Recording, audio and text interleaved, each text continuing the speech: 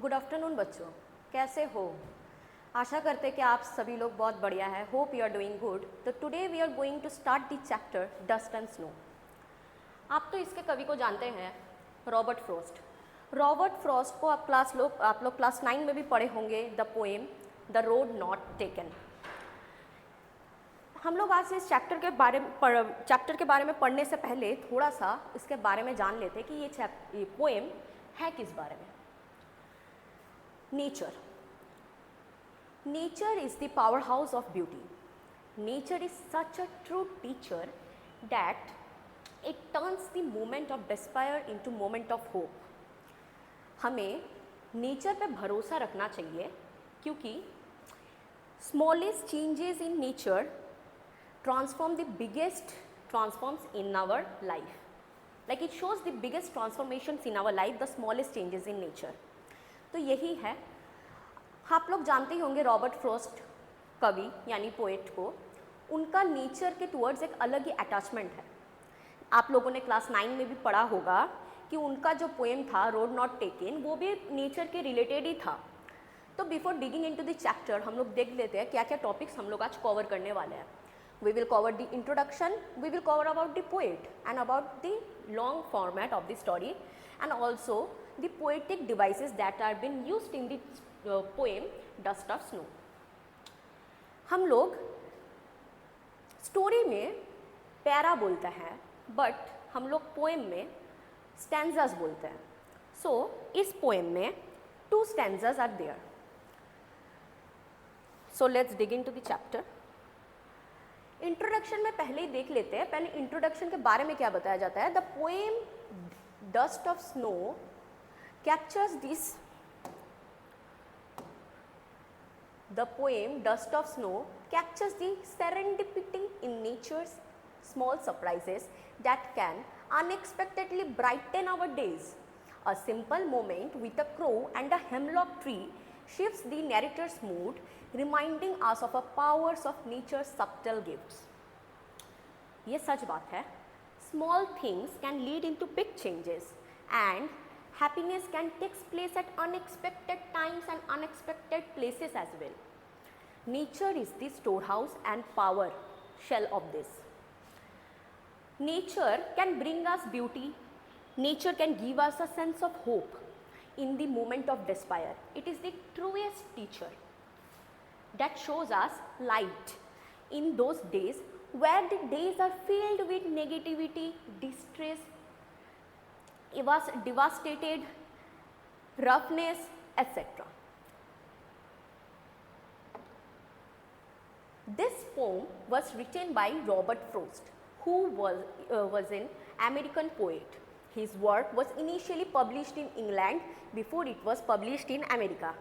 He is highly regarded for his realistic depiction of rural life and his command of American colloquial speech. Frost was honored frequently during his lifetime, receiving 4 Pulitzer Prizes for poetry. Robert Frost was a great poet. Robert Frost was an American poet and a great poet. His poems are mainly attached with the nature because he believed nature are the true teacher that turns the moment of despair into a moment of hope. हमें उनका जो poems है ज़्यादातर nature के साथ related है, natures के साथ अटैच्ड है, क्योंकि उनका मानना ये है कि नेचर एक ऐसा चीज़ है, नेचर एक ऐसा स्टोर हाउस ऑफ ब्यूटी है जो एक मोमेंट ऑफ डिस्पायर, एक मोमेंट ऑफ हार्ड टाइम्स को एक मोमेंट ऑफ होप में बदल दे सकता है। Now we will dig into the poem. There are 2 stanzas that are followed in the poem that are the way crow shook down on me, the dust of snow from a hemlock tree has given my heart a change of mood and seemed some part of a day I read. आप लोगों को तो लग रहा है कि 2 stanza है poem, इतना इजी होगा, ख़त्म हो जाएगा, बट इतना इजी है नहीं। हमें पोएम को सिर्फ पढ़ना नहीं है, उसका इमोशंस को समझना है। हमें उसके अंदर क्या बताना चाह रहा है एक पोएम से, वो भी समझने की बहुत आवश्यकता है। It's very important not just to read this poem or not just to read this story. Literature is all about understanding emotions. Literature is all about understanding emotions. Poem plays a very primary factor in understanding the basic primary emotions, because it is not just about the way a crow shook down on me, the dust of snow from a hemlock tree has given my heart a change of mood and saved some part of a day I had rued. इसे हमें से पढ़ना नहीं है, इसे हमें अंदर से समझना है, इसका इमोशंस क्या है उसे भी अंदर से समझना है. So let's dig into the poem. I hope you will cooperate with me. हम लोग साथ में ये poem complete करेंगे. Each and every word को analyze करके पढ़ेंगे ताकि आप लोगों को कुछ doubts ना रहे. So let's dig into the chapter. यहाँ बोला जा रहा है पहले, The way a crow shook down on me. Poet बहुत distress था, बहुत dejected था. He was lost in his thoughts. मतलब पोएट का मूड एकदम अच्छा नहीं था. पोएट बहुत ही डिप्रेस था, पोएट बहुत ही चुप था, पोएट अपने थॉट्स में खोए हुआ था. तभी वो एक हेमलॉक ट्री के पास से जा रहा था या फिर वहीं था. It was not clearly mention in the story कि वो उसके नीचे खड़ा था या वहाँ से गुजर रहा था, but he was near by of a hemlock tree, it is mentioned. तभी एक क्रो आके हेमलॉक ट्री के ऊपर बैठता है. हेमलॉक ट्री ऐसे दिखता है. It's similar as Christmas tree but not the Christmas tree, but it is quite similar. तो क्रो क्या करता है, क्रो यहाँ पे एक जगह पे आके बैठता है. यहाँ छोड़िए, आप लोग को दिखाते हैं. यहाँ सपोज क्रो आके बैठता है.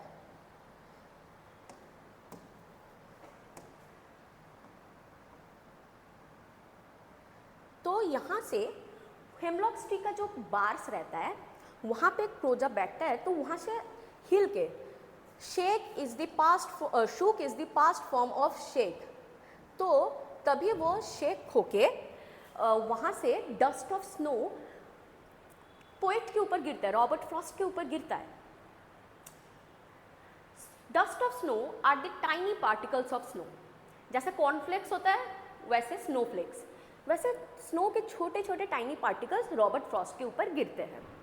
The dust of snow from a hemlock tree, वो हेमलॉक ट्री से गिरता है. मतलब इस फर्स्ट पैरा के यही मतलब है कि poet was lost in his thought, poet was distressed, poet was devastated and dejected. उनका मन एकदम अच्छा नहीं था.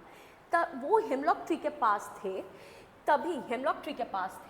तभी एक क्रो, एक कौवा आके ट्री के ऊपर बैठता है एंड वो पेड़ को थोड़ा सा हिल जाता है, क्योंकि वो जब बैठता है तभी tiny particles of snow, tiny dust of snow poet के ऊपर गिरता है.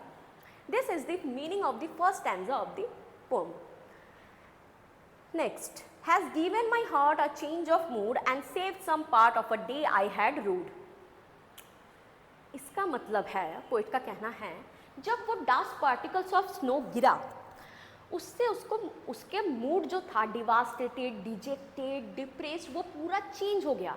It uplifted his mood and वो मूड बन गया हैप्पीनेस से, रिप्लेस हो गया एंजॉयमेंट से. And saved some part of the day I had rued. And वो जो डिप्रेस था या डिवास्टेटेड था उसका वो हटा के उसका जॉयनेस, हैप्पीनेस में डे कन्वर्ट हो गया. And it saved some part of the day जो उसने रिग्रेट करके बिताए थे. यहाँ रूट का मतलब है रिग्रेट.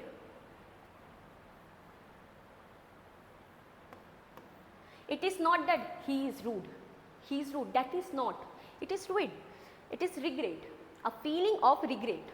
तो the way a crow shook down on me, the dust of snow from a hemlock tree. Poet का मूड खराब था, पोएट एक हेमलॉक ट्री के पास था.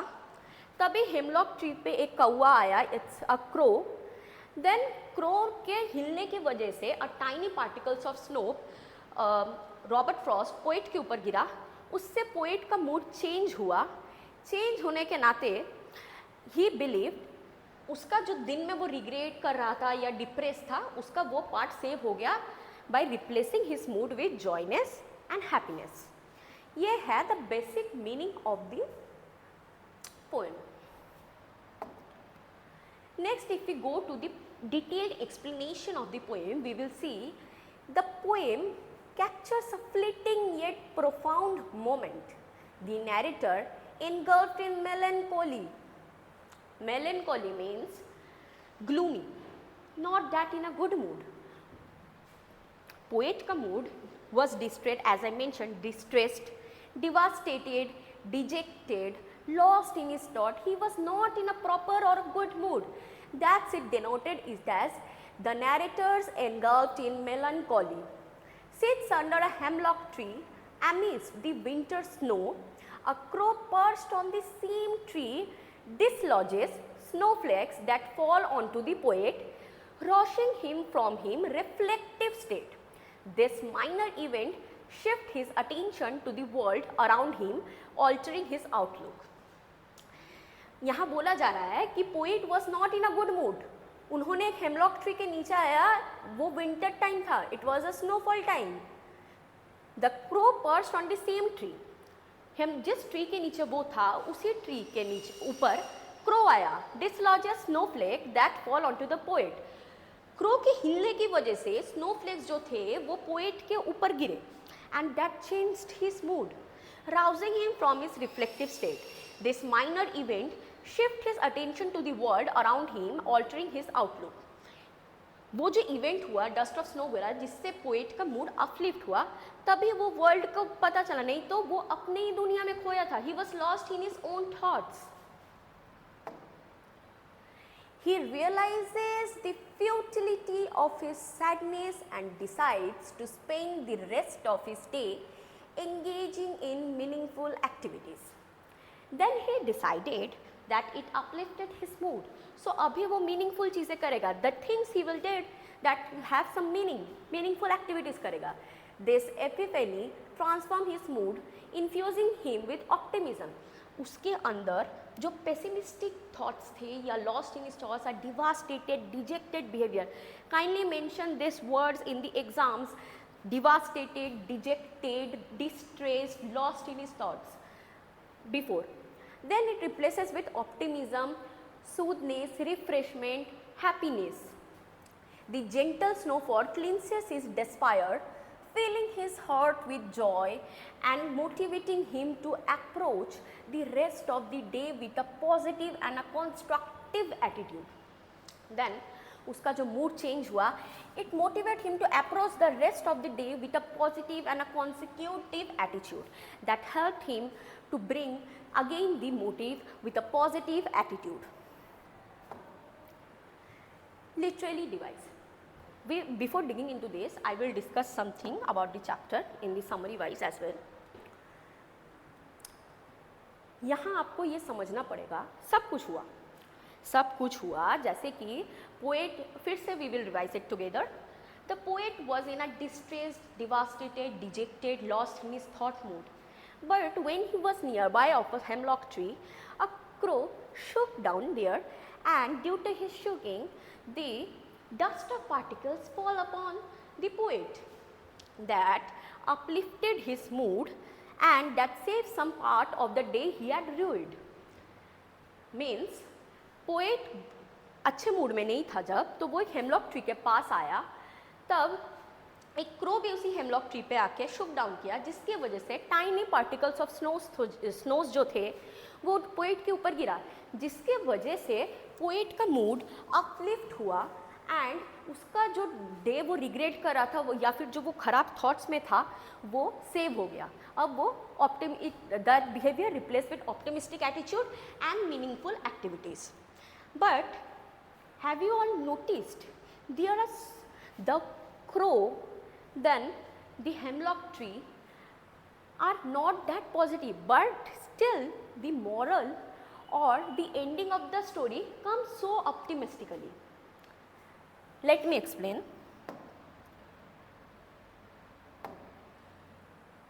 Okay, kindly note this down because this is very important to mention in the answer of the question. What does this mean? Crow.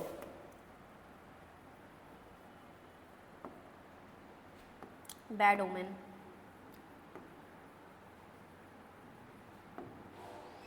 Sign of death.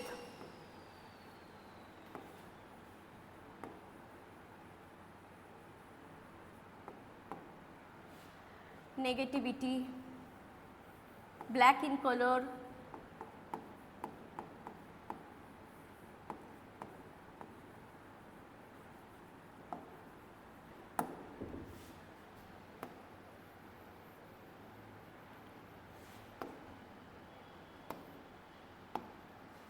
hemlock tree.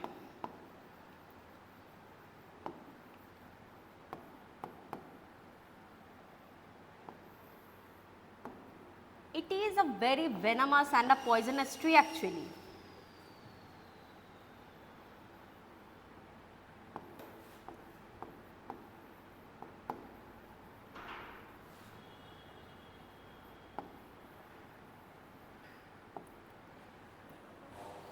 After all ये दो negative होने के बाद भी एक positive result लाते हैं जिसमें poet का मूड अपलिफ्ट होता है. It shows the optimism behaviour that comes with an meaningful activities. However the crow in the poem signs or signifies the bad omen, sign of death, negativity. As we all know, crow is black in color and the hemlock tree is very much poisonous and venomous. It blooms white small flowers. Crow and hemlock tree are both the negative things of the story, but still the outcome or the ending of the poem came so beautifully. ये दो चीज negative होने के बाद भी साथ में जब आए तब पॉजिटिव रिजल्ट ही आया कि पोइट का मूड अपलिफ्ट हुआ.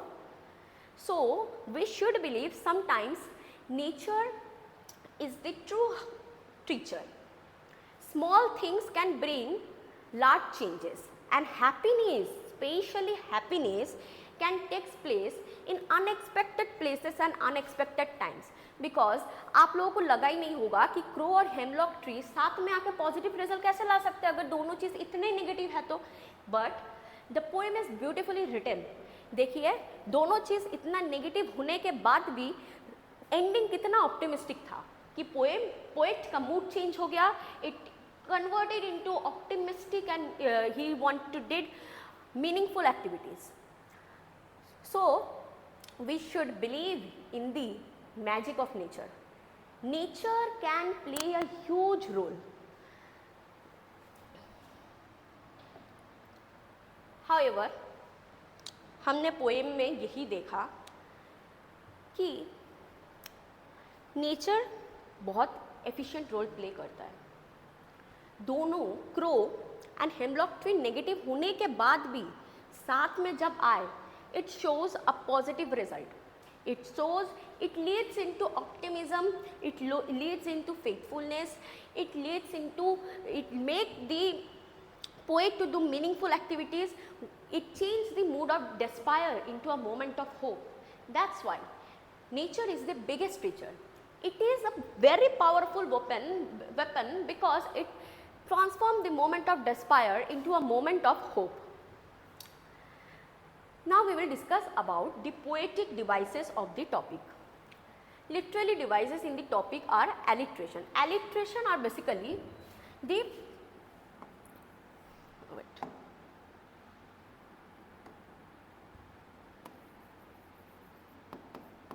alliteration are basically the repetition of consonant sound.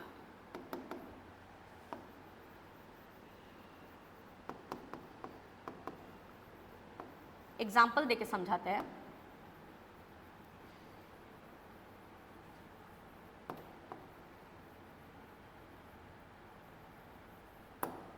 जैसे हैज गिवन माई हार्ट. यहाँ आप लोग बता पाएंगे कि क्या एलिट्रेशन है. It's very easy. As I mention, repetition of consonant sound. We know consonant are those that are except the vowels, that is A, E, where you has given my heart. Here H is a consonant, again H is a consonant, it has alliteration. Then we can also see enjambment. It is not mentioned here but we will study together.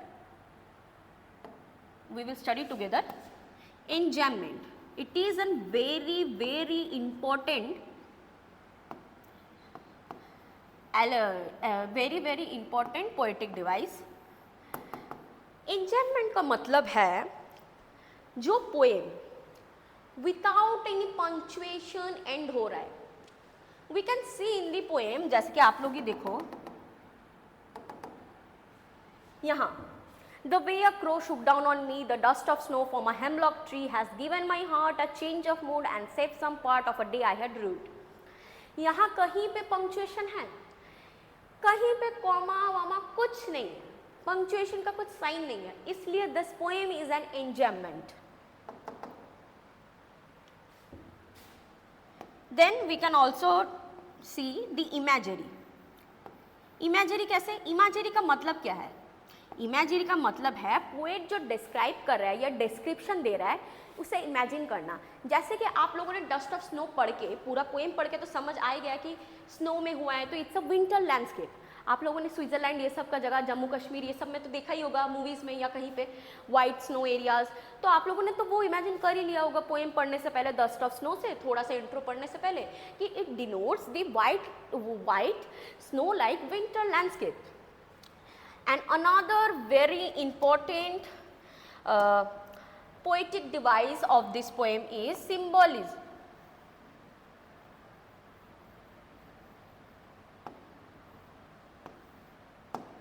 Symbolic is also very important. कैसे symbolic? एक तो first crow, दूसरा hemlock tree. हमने अभी थोड़ी देर पहले पढ़ा कि ये दो चीज़ नेगेटिव है. What they symbolizes? They symbolizes, like the crow symbolizes bad omen, bad luck, black in color, death. And the hemlock tree is also signifies as negativity, poisonous, venomous. It blooms small white flowers, but symbolic crow and hemlock tree.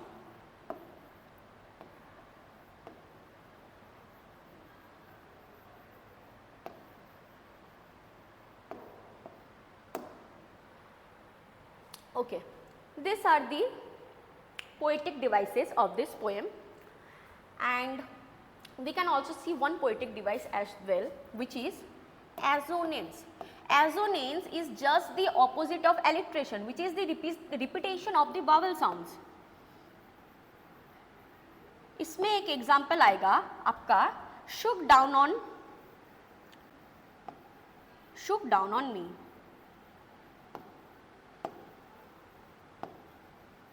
जैसे कि shook, o, e. This is the assonance. So हमने क्या क्या poetic devices पढ़ा? First, alliteration. Alliteration is the repetition of consonant sounds, just like has given my heart, which is h, h. Second, we read enjambment. Enjambment मतलब जिस poem में punctuation का कुछ नहीं है, पंचुएशन मार्क्स कुछ नहीं है, it's just directly written this कैंजास, so it is enjambment. Third is imagery.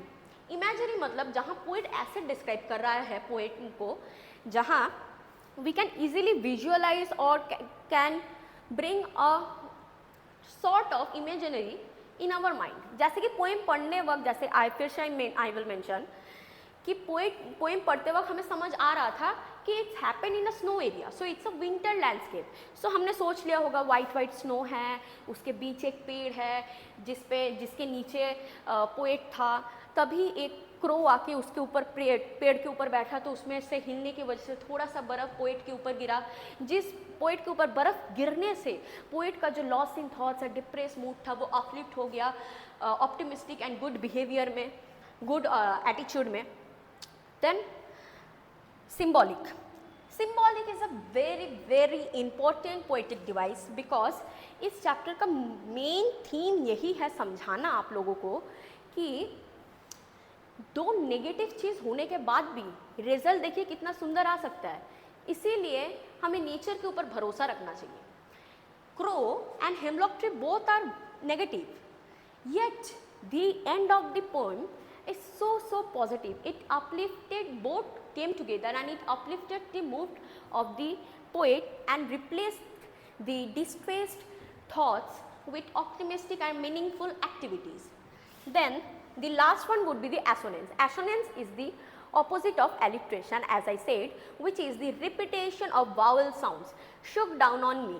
यहाँ देखिए o repeat हुआ है, e भी, e it's like vowel as we all know. दिखा देती हूँ फिर भी. shook down on me, यहाँ o दो बार है, o है, e भी वावेल है, सो इट्स अ एजोनेंस. तो हम लोगों ने क्या क्या पढ़ा? एलिट्रेशन पढ़ा, has given my heart. Then assonance पढ़ा जिसमें repetition of vowel sounds. Then हम लोगों ने पढ़ा सिंबॉलिक, जिसमें क्रो और हेमलॉक ट्री को क्या सिंबलाइज किया जा रहा है। देन हम लोगों ने पढ़ा सिंबॉलिक, मतलब वही चीज़ हम लोगों ने इमेजिनरी, ये जो चीज़ है प्रॉपर, ये हम लोगों ने क्या इमेजिन किया है पढ़ते वक्त, ये जो हमने इमेजिन किया white particles of snow, like जैसे स्विट्जरलैंड जम्मू कश्मीर में मूवीज़ में दिखाता है, वही वाला चीज़ इमेजरी हो गया।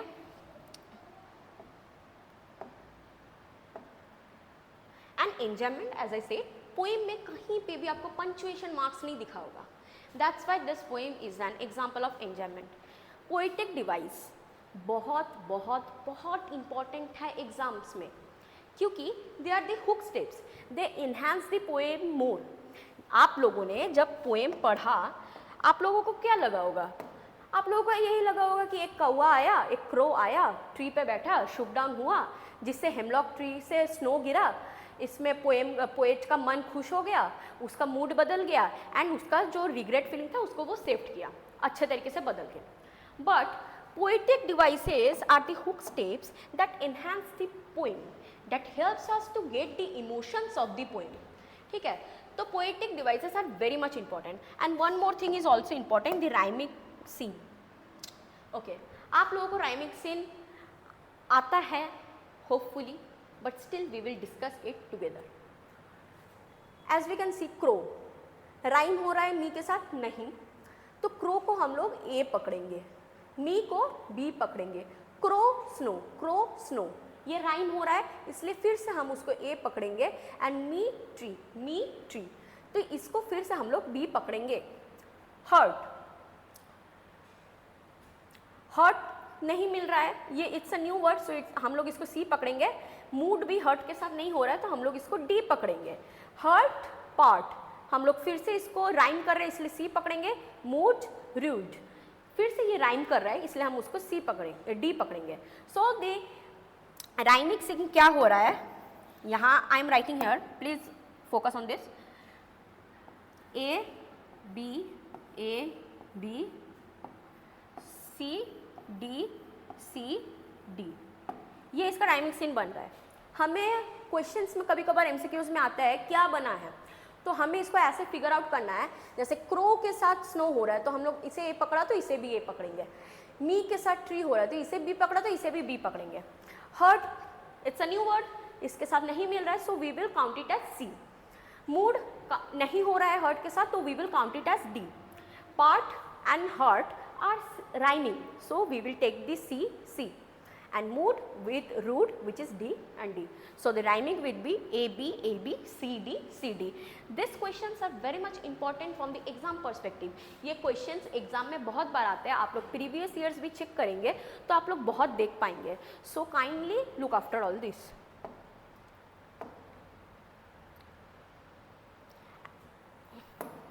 This are very much important, ये अपने नोटबुक्स में ज़रूर से लिखिए कि क्या क्रो क्या सिग्निफाई कर रहा है, हेमलॉक ट्री क्या सिग्निफाई कर रहा है, and how they came together, and the end of the story how it goes. ये ज़रूर से आप लोग देखिएगा, इसे नोट डाउन करिए, मस्ट नोट डाउन।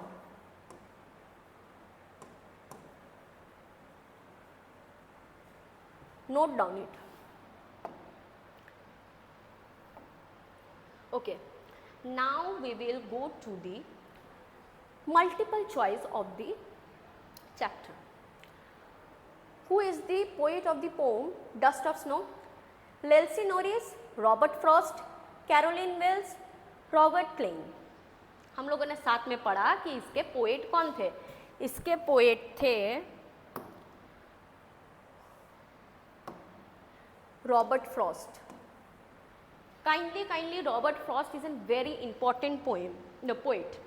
आप लोग नेक्स्ट जो पोएम पढ़ोगे उसमें भी रॉबर्ट फ्रॉस्ट ने ही लिखा है, उनका रोल बहुत इंपॉर्टेंट है, तो रॉबर्ट फ्रॉस्ट के बारे में आप लोग ज़रूर से पढ़िएगा। Is an American poet and his mainly poems are attached with the nature which is the true teacher. Next question, why does the poet call it the dust of snow? Snow particles were too tiny, they came over him like dust, they felt like dust, they looked like dust. Snow particles were too tiny, that's why it is considered as the dust of snow. The poet says, of a day I had rued. What is the meaning of the word rued? मैंने पढ़ाते वक्त बार बार mention किया था, लिख भी दिया था, वहाँ rued का मीनिंग क्या है, आप लोग बताइए. rued का मीनिंग क्या है? ruined, held in regret, ruled या conquered. हम लोगों ने साथ में पढ़ा, rued means held in regret. It is not that rude. Rude का मतलब अलग है एंड रूइट का मतलब अलग है. रूइट का मतलब रिग्रेट है एंड रूट का मतलब angry. It's a rude, not that kind enough rude.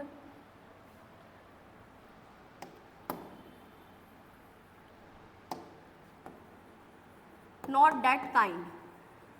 तो इस दोनों वर्ड में डिफरेंस है जिसको ज़रूर से क्लियर करके रखिए. Don't get confuse between this two words. Rude का मतलब अलग है, रूइट का मतलब अलग है. What uplifted his mood. उसका जो मूड खराब हुआ था, जैसे कि मूड पहले से उसका मूड खराब था. He was distressed, devastated, he was not in a good mood, he was more over lost in his thoughts. Answer में ज़रूर से मेंशन कीजिएगा, he was lost in his thoughts. But what uplifted his mood? Falling of snow on his shoulder, the crow, hemlock tree, all of the above. Poet का mood distress था, poet का mood was not good enough. But जब वो hemlock tree के पास था तब ये कौवा आके, मतलब जब क्रो आके बैठा, उसके ऊपर स्नो पार्टिकल्स या स्नो पार्टिकल्स गिरे. That uplifted his mood. So the answer will be the falling of snow on his shoulder. What is the rhyme scheme of the poem? हम लोगों ने साथ में डिस्कस किया कि राइम स्कीम कैसे करते हैं. राइम स्कीम बहुत इंपॉर्टेंट क्वेश्चन है, एज आई मेंशन हर बार एग्जाम में आती है. एंड देखिए बोलते बोलते क्वेश्चंस भी आ गए. हम लोगों ने राइम स्कीम क्या किया? A B C D. ये this is the right answer. किसी को डाउट हो तो वो दोबारा लेक्चर देखे, दोबारा उस जगह को 0.5 करके देखे एंड उसको क्लियरली समझे कि ये ए बी सी डी कैसे हुआ. ये मैंने ऐसे ही नहीं बैठा दिया ए बी सी डी. तो ऐसे तो मैं ए बी सी डी भी तो बैठा सकती थी. But we have to understand the theory behind the rhyming. Rhyme scheme of the poem. ये ए बी सी डी जो हुआ है, इसके पीछे का लॉजिक जानना पड़ेगा कि ये कैसे कर रहे हैं, क्योंकि हर एक पोएम में राइम स्कीम अलग होता है. हर एक पोएम में ही ए बी सी डी नहीं है. Name the poetic device used in the line has given my heart. मैंने एक्सप्लेन किया था पोएटिक डिवाइस बताते वक्त कि इसमें क्या पोएटिक डिवाइस यूज हुआ है. फिर से डिस्कस कर लेते हैं. H has hurt. सो ये पोएटिक डिवाइस है. Alliteration. Alliteration is repetition of same sounds. Repetition of same sounds.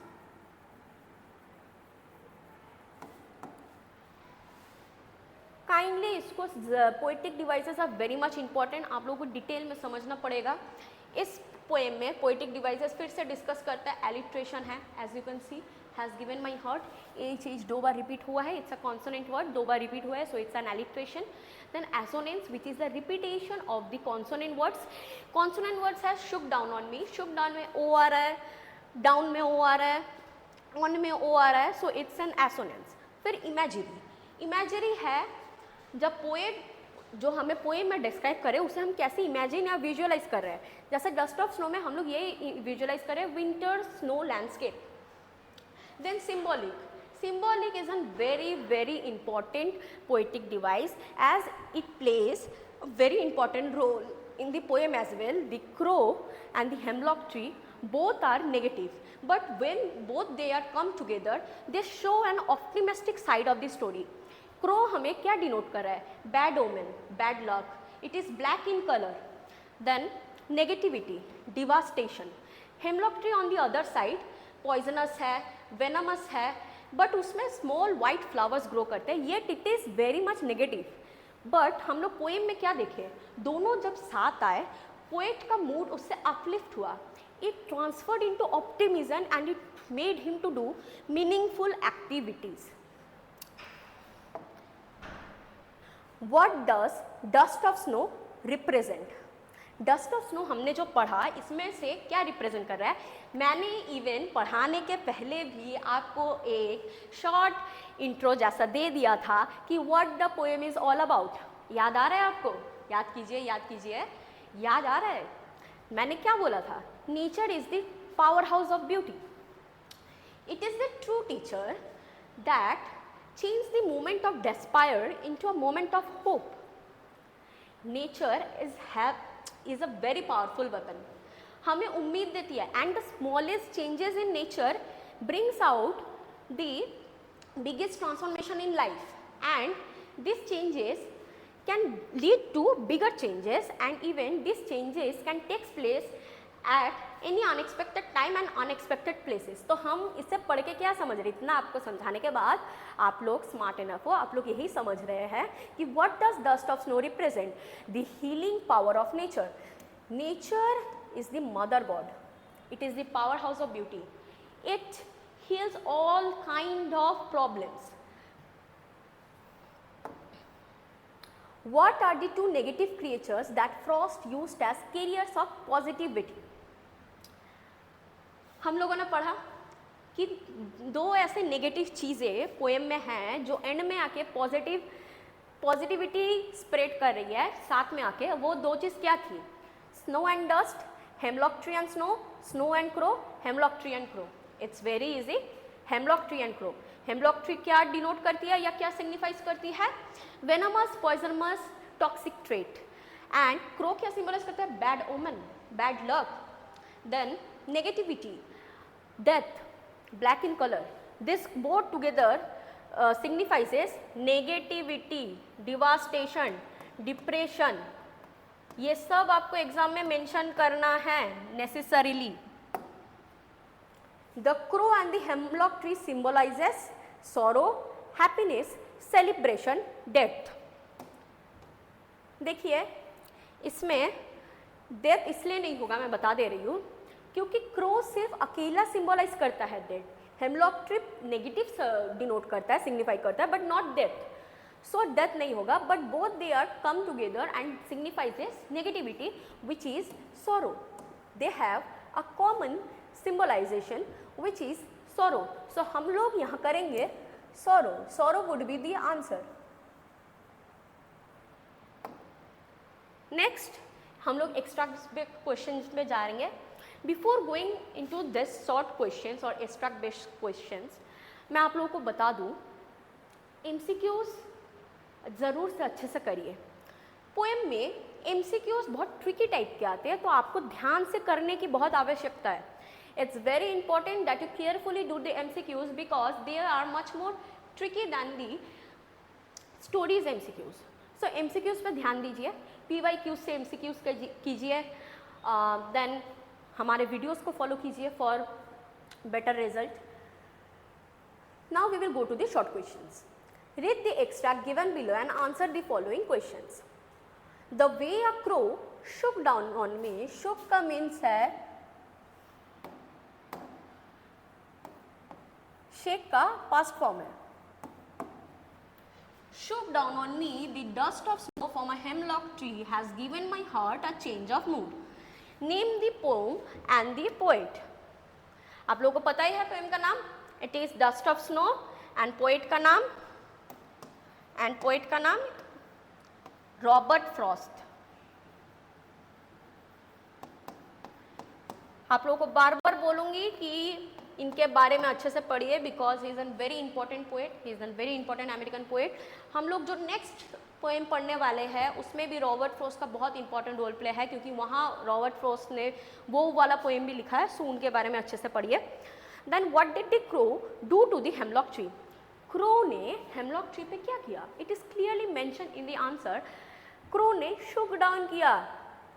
Crow shook down the hemlock tree, जिसके वजह से जो डस्ट पार्टिकल्स थे, जिसके वजह से डस्ट पार्टिकल्स पोएट के ऊपर गिरे, जिसके वजह से पोएट का मूड अपलिफ्ट हुआ. So what did the crow do? Crow shook down the hemlock tree.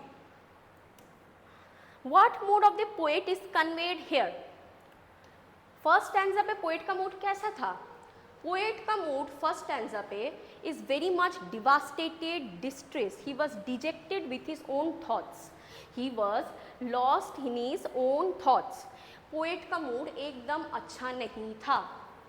First stanza पे पोएट का मूड एकदम अच्छा नहीं था.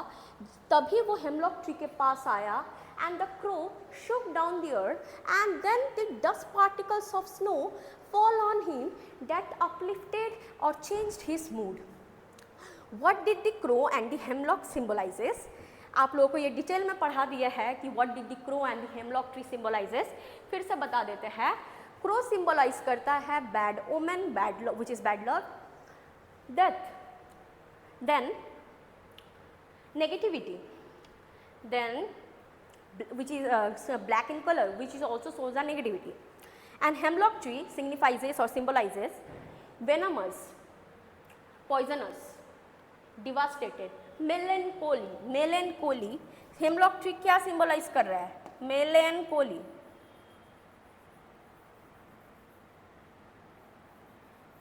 Very important word, very important, very important, very important. ये एग्जाम पर्सपेक्टिव से आप लोगों के लिए बहुत ज़्यादा इंपॉर्टेंट है. इस वर्ड को ध्यान दें, एग्जाम पर्सपेक्टिव से पढ़िए. ये आपको एनसीईआरटी में नहीं मिलेगा, but this term should be use for better, for scoring better amount of marks.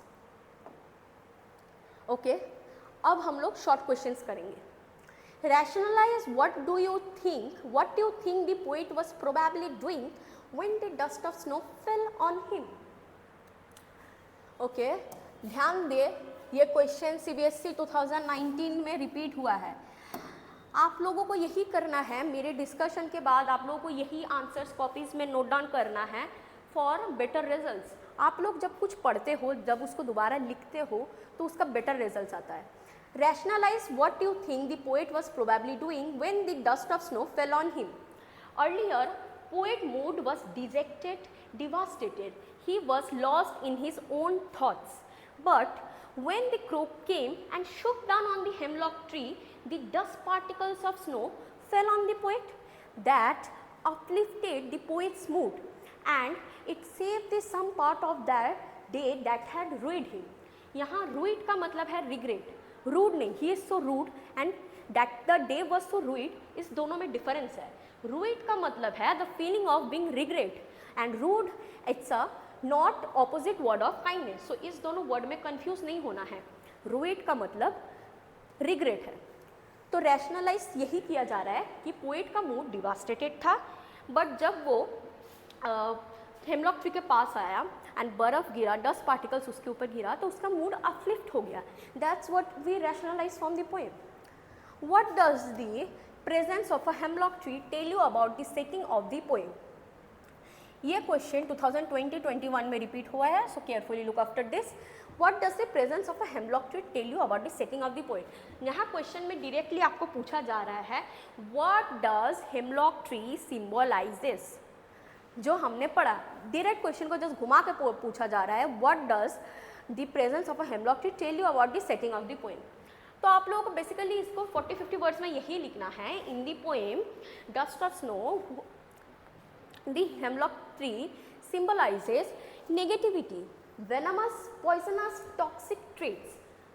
However, when the crow shook down on the hemlock tree and the dust particles fall upon the poet, it shows a positive result. It leads to an optimistic attitude in the poet. That's why it follows that when two negative things come together, it's showing an optimistic result. आप लोगों को तो basically यही लग रहा होगा कि अगर क्रो और हेमलॉक ट्री इतने नेगेटिव है तो ये लोग पॉजिटिव रिजल्ट क्यों दिखा रहा है. That's the power healing of nature only. दोनों चीज़ नेगेटिव होने के बाद में साथ में जब आता है, it shows positive result. A single moment proves to be very significant and saves the rest of the day of the poet from being wasted. Explain on the basis of the poem Dust of Snow. ये 2018 में repeat हुआ है, so kindly see. A simple movement proves to be very significant and saves the rest of the day of the poet from being wasted. इसमें बोला जा रहा है कि जो क्या ऐसा हुआ था जिसने पोएट के दिन को थोड़ा सा सेव कर लिया था. तो इसमें फिर से हमें डिस्क्राइब करना है कि पोएट फर्स्टली कि इन the poem the poet was very much devastated, he was dejected, he was distraught, he was lost in his thoughts. But when he came near a hemlock tree, a crow swooped down on the tree and the dust fine particles of the snow fall upon the poet. That moment uplifted the poet's mood and it saved the part of the day he had ruined. इसका मतलब यही है कि जब poet पेड़ के नीचे आया उसके ऊपर जब फाइन पार्टिकल्स ऑफ स्नो गिरे उसका मूड अपलिफ्ट हो गया एंड वो जो रिग्रेट कर रहा था दिन में वो पार्ट सेव हो गया because now his mood he is replace with optimistic and meaningful attitude and activities.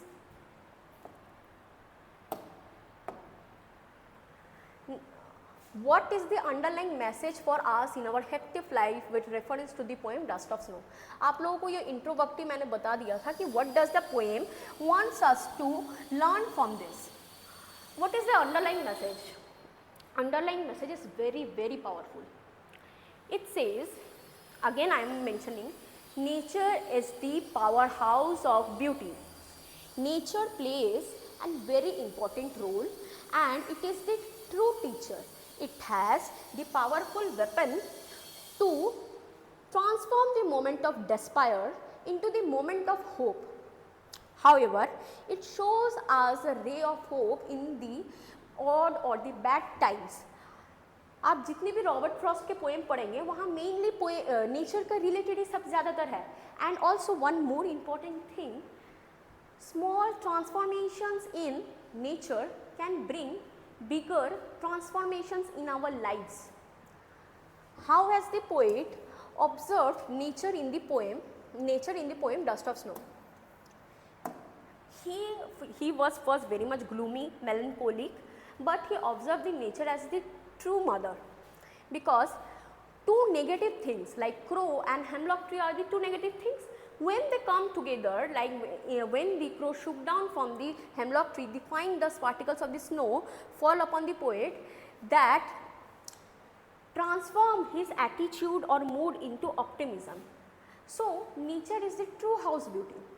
Nature have immense power to transform one's mood because small things can bring large changes and happiness. Happiness can take place in unexpected place and unexpected time. That's what the poet observed nature in the poem Dust of Snow.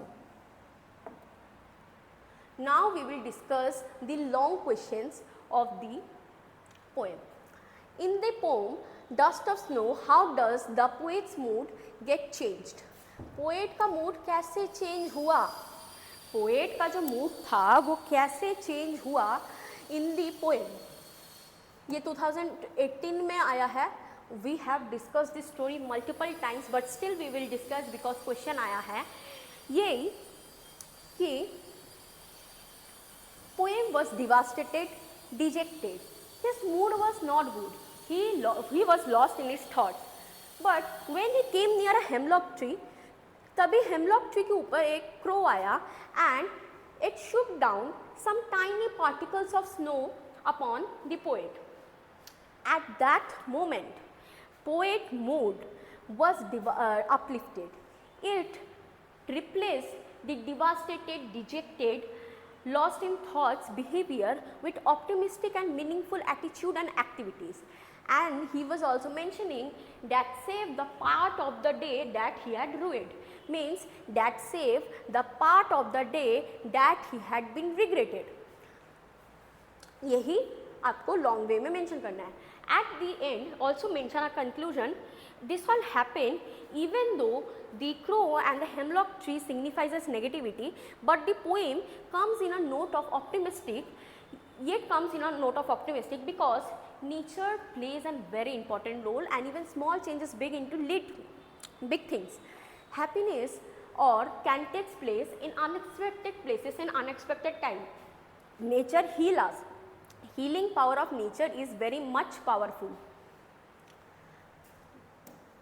Now we will discuss the next question, that is, as a crow, you feel highly insulted by the incorrect perception humans have about your species. Imagine yourself to be a crow and write your opinion about this prejudice. Make an appeal for breaking stereotypes. ये question आया था 2021 में. Such questions are coming these days very much. These questions are called competency based questions. यहाँ आपको एक scenario दिया जाएगा और आपको पोएम के साथ रिलेट करके आप लोग लिखना है. यहाँ बोला जा रहा है कि you are a crow and imagine yourself a crow and write your opinion about the prejudice. तो ये हम लोग and make an appeal for breaking stereotypes. तो ये हम लोग ऐसे लिखेंगे, as a crow I am highly insulted by the incorrect perception humans have been keeping about us, that we are bad omen, we are sign of death, we are bad luck, we are a sense of negativity. But we are also species, we are hardworking species. In the poem Dust of Snow, the crows shook down only uplifted the mood of the poet. Even though we crows are the strong prejudice in the society that we are bad omen, but in the poem the poet's mood only uplifted because of the crow shook down on the hemlock tree and the dust particles. When the dust particles fall, that only uplifted the mood of the poet, and that's only became possible because of the crow. So even though we have a strong prejudice that we are bad omen, sign of death, etc., we are hardworking species. And in the poem Dust of Snow, our positive side also get reflected, that because of us, because of the crow, the poet's mood get uplifted, because if the crow was not present there, then who will shook down the tree, and how the snow or the tiny particles of snow will fall upon the poet. Because of the tiny particles of snow only, the poet's mood get uplifted. अगर वो tiny particles नहीं गिरते तो poet का mood uplift भी नहीं होता, and अगर वो crow नहीं रहता तो tiny particles गिरते कैसे. So crow का यही कहना है, हम लोग bad omen, bad luck, sign of death होने के बाद भी we are hard working species. हम लोग इस poem में हमारी वजह से poet का mood uplift हुआ है. So this how we will write the answer. Now next question. Imagine that Frost is of present day and has been invited to write for an Eugene talk. He chooses to draw upon his experience with the crow and dusting of snow to share his thoughts on every cloud has a silver thing. As Frost, express your thoughts for the Eugene. Every cloud has a single lining. ये question आया है CBSE 2020-21 में.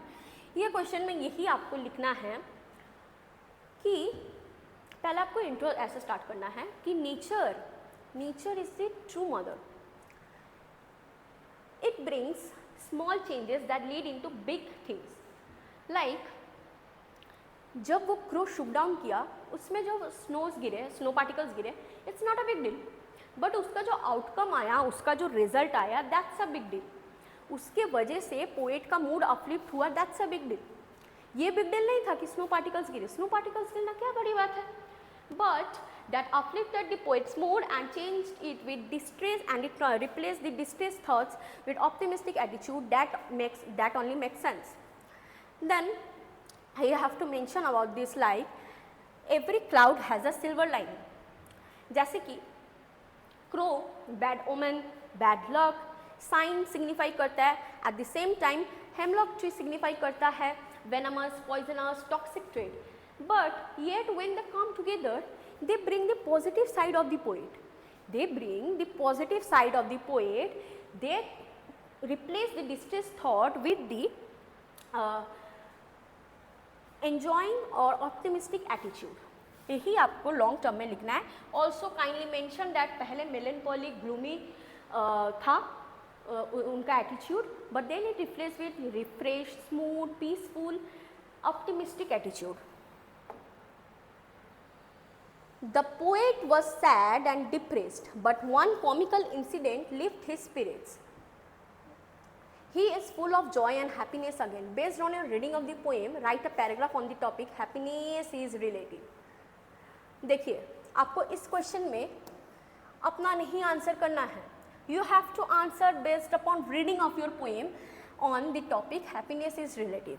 आपको hint इस question में मिल भी गया होगा कि the poet was sad and depressed but one comical incident, वो इंसिडेंट क्या था उसके बारे में आपको लिखना है, that lifts his spirits, he is full of joys and happiness again. तो इस क्वेश्चन में बेसिकली आपको द पोएम शॉर्ट फॉर्म में आपको लिखना है कि what happened from the first till the end. आपको ये भी मेंशन करना है even though the hemlock tree and crow signifies negative things, devastated things, like the crow signifies bad omen, bad luck, death, still, and the hemlock tree signifies venomous, poisonous things, toxic traits. Still, when they come together, the positive that brings on positive reflective side of the poem, that is, it transforms or reflects the poem's devastated, distressed thoughts into positive, optimistic, meaningful attitude. यही आपको short form में लिखना है. How does the poet react to the crow and the hemlock tree? Poet पहले तो आपको mention करना है in the poem the crow signifies bad omen, luck, death, जो मेंशन किया, and hemlock tree signifies poisonous, venomous, toxic traits. ये but the poet react very gracefully. Poet ये मान रहा है कि even though they science signifies negative things, but his mood got uplifted right after the moment when the crow shook down some dust particle snow from the hemlock tree. ये दोनों negative है, but जब ये crow hemlock tree पे आके बैठा and it shook down some dust particles और fine particles of snow जो पोएट के ऊपर गिरा, that only uplifted poet's mood. इसके पहले poet was lost in his thoughts, poet was devastated, dejected. यही है important questions and we have discussed all of this. We have discussed the MCQs, we have discussed about the poetic devices, we discussed about the short questions, we discussed about the long questions in detail, we discussed about the long explanation of the poem along with the summary side of the story. However, there are some poetic devices, like we will summary it first. Alliteration, which is the repetitions of the consonant sounds. Assonance, which is the repetition of the vowel sounds. Imagery means the poet wants us to imagine about the poem. What we are imagining while reading the poem? That a white landscape which is filled with snow, just like it is present in Switzerland or in Jammu and Kashmir. Then symbolism. Symbolism plays a very important role because the two important things that symbolizes in the poem are crow and the hemlock tree. Crow, bad omen, bad luck, sign of death. Hemlock tree on the other hand, venomous, poisonous, toxic traits. That's it for the chapter. And however, understanding of the poem is very much necessary. What we learn from the moral of the story is nature is the powerhouse of beauty.